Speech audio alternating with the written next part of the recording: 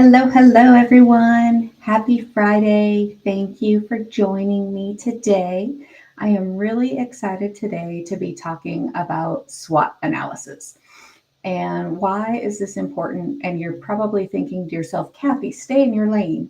And actually, I really want to talk to this because a SWOT analysis really is critical, not only for project management, which I've done for over 20 years, but for strategic planning. And as we wrap up this session, we're going to get into more of what I mean about that. But for those of you that are not familiar with the term SWOT or that acronym, we're going to talk through strengths, weaknesses, opportunities, and threats. And these are not personal, although personal can play into your business. These are really things that you want to think about in terms of your business. So I have 5 main tips along with some steps and questions that you're going to think through for each of these to ensure you have a fantastic SWOT analysis. So let's first talk about the strengths. You want to talk through your strengths with the team. And if you are a solopreneur, you have folks in your network, you have family, you have friends, you want to sit down and really have a discussion and list out those things your business does really well. Review past successes. If you are taking in testimonials, and I really hope you are, what are those testimonials saying about your business and what you are doing well? You want to look at projects, you want to look at feedback, and you also want to look at metrics because those metrics are also going to help you identify things that you are doing extremely well. Now, you also, in the strength category, want to do comparison. And I often say, don't ever compare yourself with the competition because there's enough business out there for everyone. But in this case, I do want you to consider the competition and what are you doing extremely well compared to the competition? What do you do better than anyone else? What unique things do you bring to the industry? And what do your customers praise you about each and every time? So you want to really think through those things. Now we're going to focus on weaknesses.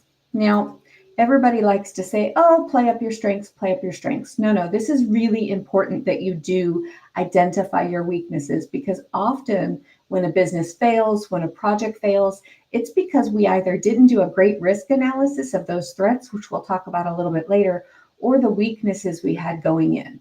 So you want to do internal, again, with you and your team if you have a team. If you don't have a team, again, with networks that you are a part of, discuss what your company is not exceeding at and how you can improve. Look for areas that you can improve. Things you might want to consider as a weakness, but not necessarily find as your weakness, and it really falls more into the threat, is the economy. Because the economy can definitely play into your business, but you have no control over that situation. You have control over what you do related to the economy, but you can't control the economy as a single-handed business. So review past performance metrics from your projects, from your work that you've done. What are customers telling you in those post-project evaluations that didn't quite work the way they hoped or wasn't quite on par with what they thought you would deliver? You want to really consider these things. You want to identify things that you can improve on specifically. Or if your team is lacking in resources in a particular category, what resources are you lacking in? Again, you want to think broad here and consider each and everything that you might have a weakness in your organization. Do you have recurring issues? Is quality a problem in your delivery right now? What skills are you missing from your team to improve on these things? Now, I want to talk about opportunities.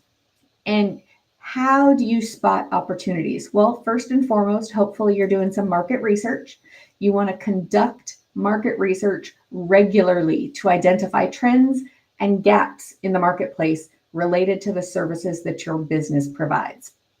If you're product-based, same thing. Doesn't matter if you're product or service, your company is doing something and you want to know what the competition is doing and what the trends in the market say should be coming next. You want to analyze your competitors. You want to identify what opportunities they're capitalizing on that perhaps you haven't thought through. You want to review those external factors impacting your business, economic changes, social changes, technological changes. These can create great opportunities for you in your business. What trends can you take advantage of?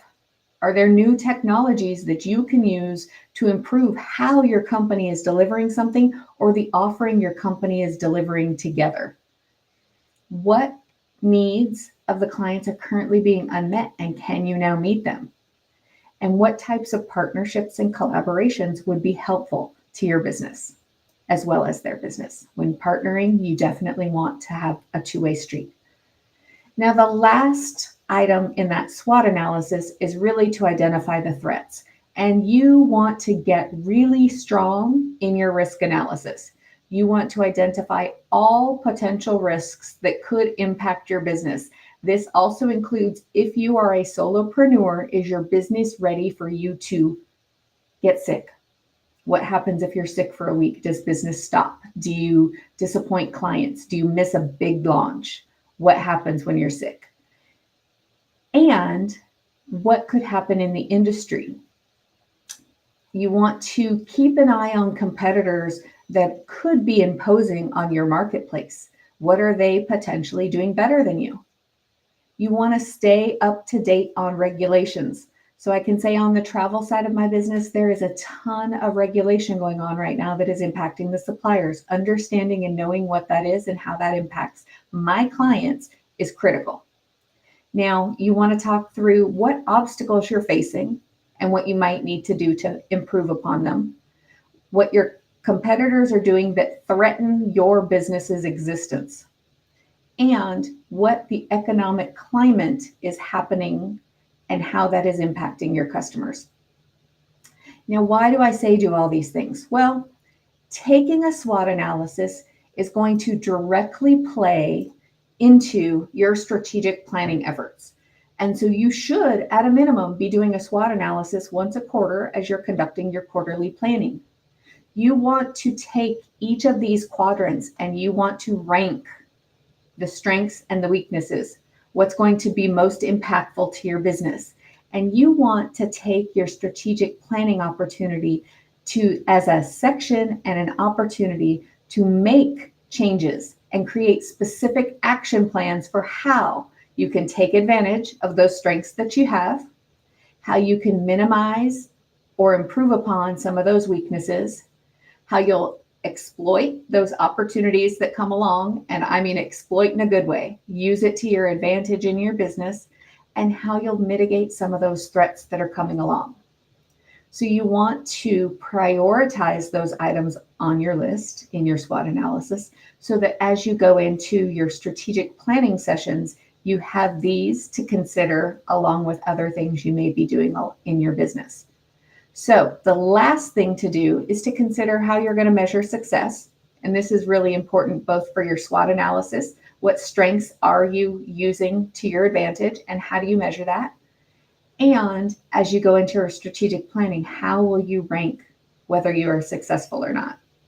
SWOT analysis has a lot of power.